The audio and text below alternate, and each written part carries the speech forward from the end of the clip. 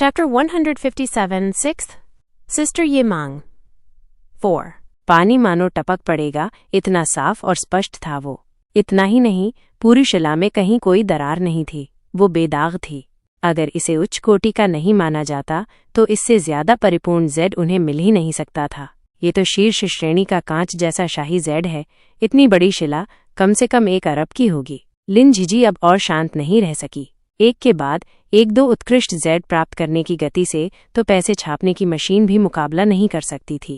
कांच जैसा शाही जेड बाजार में सबसे महंगी किस्म थी। इसके अलावा ये श्वान का टुकड़ा तो बस बहुत ही परिपूर्ण था। इसकी कीमत निश्चित रूप से बढ़ेगी। कम से कम 1 अरब की बोली के बिना तो इसे प्राप्त करने के बारे में सोचा भी नहीं जा सकता था।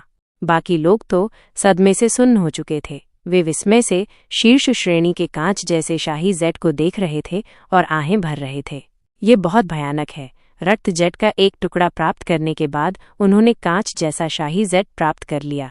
यहाँ तक कि एक शीर्ष श्रेणी की जेड नीलामी भी इतनी रोमांचक नहीं होती। ये दोनों जेड पत्थर बहुत सुंदर हैं। अब जाकर मैं समझी कि क्यों बहुत से लोग अच्छे जेड आभूषणों को पसंद करते हैं। 2 पत्थरों की कीमत 2 अरब होगी। मुझे लग रहा है कि मेरे मूल मूल्य टूटने वाले हैं। जब ये श्वान ने आखिरकार अपना चाय का प्याला नीचे रखा और दोनों जेड पत्थरों की ओर बढ़े तो सभी एक साथ बातें कर रहे थे। उन्होंने अपने हाथ से जेड के आकार का अंदाजा लगाया, फिर बगल में रखी एक मार्कर पेन उठाई और जेड पर वृत्त बनाए। वह खुद से बड़बड़ाए, यहाँ कुछ बड़े मोहरों के सेट उकेरने में मेरी मदद करें। बाकी जेड से अंगूठियां, हार और इसी तरह की चीजें बनाई जाएंगी। जब लिन झिझी ने ये श्वान के शब्द सुने तो उन्हें लगा कि उनका खून तेजी से ऊपर चढ़ रहा है और उनकी आंखों के आगे लगभग अंधेरा छा गया। अगर उनका रक्तचाप सामान्य न होता तो वो मौके पर ही फट पड़ती। उनके दिल में बहुत दर्द हो रहा था। क्या वह इन 2 शीर्ष श्रेणी के जेड पत्थरों का उपयोग मोहरों के रूप में करने वाले थे? क्या ये बहुत ज्यादा खर्चीला नहीं था? इसके अलावा क्या स्क्रैप से अंगूठियां और हार नहीं बनाए जा सकते थे? उन्हें कच्चे पत्थरों की अखंडता को क्यों नष्ट करना पड़ा? लिन झिझी अब और बर्दाश्त नहीं कर सकीं। उन्होंने बस कहा, श्रीमान, ये आपके ये दोनों पत्थर अनमोल हैं। यदि आप इनका उपयोग मोहरें बनाने के लिए करते हैं तो ये बहुत बर्बादी थी। आप इसकी नीलामी क्यों नहीं करते या इसे अपने संग्रह में क्यों नहीं रखते? लिन झिझी ने कहा। ये श्वान ने हल्के से सिर हिलाया और प्रतिध्वनित किया, मिस लिन ने जो कहा वो समझ में आता है। नीलामी करना या संग्रह करना वास्तव में अच्छे विकल्प हैं, लेकिन मुझे मुहर बनाने के लिए क्या इस्तेमाल करना चाहिए? उन्होंने पहले लिन झिझी के शब्दों की पुष्टि की और फिर उनके प्रश्न का उत्तर एक प्रश्न से दिया। लिन झिझी अवाक रह गईं। वह एक बड़े खिलाड़ी थे। आखिरी फैसला तो उनका ही था, है ना? लिन झिझी बहुत बेबस महसूस कर रही थीं। ऐसा लग रहा था जैसे उनका पूरा दिल खून से लथपथ हो गया हो। जेड के ऐसे परिपूर्ण टुकड़ों का इस तरह इस्तेमाल कर लिया गया। प्राकृतिक संसाधनों की कैसी बर्बादी! वो ये सब देखने की हिम्मत नहीं कर पा रही थीं। ठीक है श्रीमान, ये वास्तव में उदार है। आप इस पर कौन से नमूने उकेरने की योजना बना रहे हैं? आपको कितने पहलू चाहिए? लिन झिझी ने एक व्यापारी के रूप में अपनी स्थिति वापस पाने की पूरी कोशिश की और ये श्वान के साथ विवरणों पर चर्चा की। ये श्वान इन आवश्यकताओं के प्रति अधिक उदार थे और उन्होंने कहा, इन मोहरों पर ड्रैगन, बाघ, किलिन और अन्य शुभ जानवरों को उकेरा जा सकता है। इसके बाद मेरे पास एक मुहर होगी जिसे उभरा हुआ उकेरा जाएगा और दूसरी मुहर जिसे काटकर बनाया जाएगा। बाकी आप अपनी इच्छानुसार व्यवस्थित कर सकते हैं। जहाँ तक मूर्तिकार की बात है, ये श्वान ने कोई अनुरोध नहीं किया। आखिरकार उन्होंने इतनी उच्च कोटि की सामग्री निकाली थी। अपनी प्रतिष्ठा की खातिर दूसरी पार्टी के लिए किसी नौसिखिए को ढूंढना असंभव था। अगर उन्होंने गलती से कुछ बर्बाद कर दिया तो वे अपनी सारी दुकानें बेचकर भी उसे वहन नहीं कर पाएंगे। लिन झिझी ने सिर हिलाया। मैं अभी सबसे अच्छे गुरु को ढूंढने जाऊंगी। इसे कुछ दिनों में पूरा हो जाना चाहिए। ये श्वान स्वाभाविक रूप से सहमत हो गए और लापरवाही से पूछा, मैं आपको अग्रिम भुगतान कर दूंगा।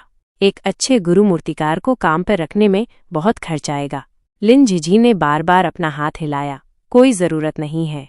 मुहर बनाने में सक्षम होना हमारे लिए सम्मान की बात है। मैं व्यक्तिगत रूप से काम की निगरानी करूंगी। जब यह पूरा हो जाएगा तो मैं आपको इसे भेजने के लिए संपर्क करूंगी। इतनी अच्छी कच्ची सामग्री से बनी मुहरों को जेड सील मंडप के लिए एक उत्कृष्ट प्रचार माना जा सकता है। वो और पैसे कैसे स्वीकार कर सकती थीं? ये शुआन ने धीरे से धन्यवाद दिया और बाकी 2 के साथ चले गए। फिर ये शुआन घर लौट आए। अंधेरा हो चुका था। ये शुआन ने घर पर अपनी बहनों को देखा, लेकिन अपने माता पिता को नहीं देखा। वह चौंक गए। माँ और पिताजी कहाँ हैं? वे व्यापार के लिए बाहर गए हैं। ये वान ने कहा, मैंने माँ और पिताजी से सुना कि ऐसा लगता है कि डिंगलोंग कॉरपोरेशन की जिनलिंग शाखा से फोन आया था। ऐसा लगता है कि उन्हें तियानक स्वान कॉरपोरेशन के साथ एक परियोजना पर चर्चा करनी है। मुझे लगता है कि माँ और पिताजी आज ज्यादा देर नहीं करेंगे। ये वान ने सोचा कि जब उनके माता पिता बाहर गए तो वे कितनी जल्दी में थे और उनके चेहरे पर वो मुस्कान थी जिसे वे रोक नहीं पा रहे थे। वह भी मुस्कुराई। लगता है कुछ अच्छा हुआ है। इस बीच ये शुआन भी समझ गए। उन्हें उम्मीद नहीं थी कि लियू जोंगलिन इतनी जल्दी और सीधे अब कार्रवाई करेंगे। जैसे ही ये शुआन इस बारे में सोच रहे थे, उनका फोन बज उठा। ये एक वीडियो कॉल था। दूसरी पार्टी की प्रोफाइल तस्वीर एक लंबी पोशाक में सूरजमुखी के बगीचे में खड़ी एक खूबसूरत आकृति थी। हवा ने उसकी पोशाक को थोड़ा हिलाया, जिससे वो एक परी की तरह लग रही थी। ये शुआन ने एक नज़र डाली और अपना सेल फोन हिलाया। छठी बहन का फोन आ रहा है। ये छठी बहन, ये शुआन की छठी बहन, ये मेंग थीं। वह एक जानी मानी अभिनेत्री थीं। 20 साल की उम्र में उन्होंने सर्वश्रेष्ठ अभिनेत्री का खिताब जीता था। पिछली फिल्म समर एंड सिसाडास ने बॉक्स ऑफिस पर 5 अरब युआन कमाए थे। उन्हें चीन में शीर्ष स्तर का माना जाता था। इससे पहले उन्होंने विदेश में एक फिल्म की शूटिंग की थी। उन्होंने फोन उठाया। स्क्रीन पर एक खूबसूरत चेहरा दिखाई दिया। वह नाजुक और सुंदर थी और उसकी त्वचा गोरी थी। जियांगनान में भी ऐसी सुंदरताएं बहुत कम थीं। उत्तरी चीन की तो बात ही छोड़ दीजिए। स्क्रीन पर मौजूद व्यक्ति ने हरे रंग का ब्रोकेट पहना हुआ था। रंग बहुत चमकीला था, लेकिन उसकी रोशनी में ब्रोकेट कितना भी शानदार क्यों न हो, वो धुंधला और रंगहीन लग रहा था। ये शुआन की छठी बहन थी। छठी बहन, क्या तुम चीन लौट आई हो? क्या तुम वापस जिनलिंग जा रही हो? मैं चीन लौट आई हूँ, लेकिन अगले कुछ दिन शंघाई में रहूंगी। क्या तुम्हारी हाल ही में छुट्टियां नहीं थीं? कैसा चल रहा है? क्या तुम अपनी छठी बहन के साथ खेलने के लिए शंघाई आना चाहती हो? जैसे ही ये मेंग ने बात की, एक सुखद आवाज सुनाई दी। इससे उन्हें तरोताज़ा महसूस हुआ। फिर उनकी कुछ बड़ी बहनें भी आ गईं। मेंग मेंग, ये ठीक नहीं है। तुम अभी अभी देश लौटी हो और तुम हमारे छोटे भाई को हमसे छीनना चाहती हो। उनकी बड़ी बहन ये वान ने स्क्रीन पर ये मेंग को देखा और गुस्से का नाटक किया। बड़ी बहन, तुम भी क्यों नहीं आ जाती? तुम सच में बात करना जानती हो। क्या हमें काम करने की जरूरत नहीं है? ये वान ने बेबसी से मुस्कुराया। फिर सभी ने थोड़ी देर बातचीत की। ये शुआन ने इस बारे में सोचा और फैसला किया कि अब शंघाई की यात्रा करने का समय आ गया है। आखिरकार उन्होंने शंघाई में कई चीजों पर हस्ताक्षर किए थे। एक नज़र डालना अच्छा था। इस योजना पर फैसला करने के बाद ये शुआन ऊपर चले गए। फिर नीचे की बहनों ने रॉक पेपर सीजर्स खेलना शुरू कर दिया। आखिरकार उनकी तीसरी बहन ने शायद ही कभी जीता था, इसलिए वो खुशी खुशी आज रात के लिए सोने का तकिया लेने चली गई। ये शुआन अवाक रह गए। क्या ऐसा हो सकता है कि अब वो पूरी तरह से सोने का उपकरण बन गया हो? रात में उन्हें लगा कि ये बहुत लचीला है। ये शुआन ने सोचा, उफ, कितनी अच्छी खुशबू आ रही है। कहानी जारी रहेगी।